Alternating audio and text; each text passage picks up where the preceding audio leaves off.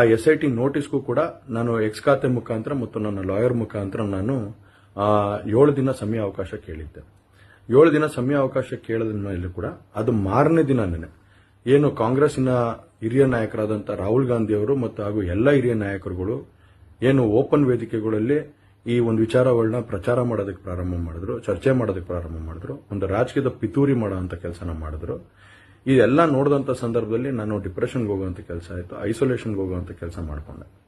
ಹಾಗಾಗಿ ನಾನು ಮೊದಲನೇದಾಗಿ ನಿಮ್ಮೆಲ್ಲರನ್ನೂ ಕ್ಷಮಾಪಣೆ ಕೇಳಿದೆ, ದಯವಿಟ್ಟು ಕ್ಷಮಿಸಿ ಅಂತ ಕೇಳಿದೆ ನಾನು.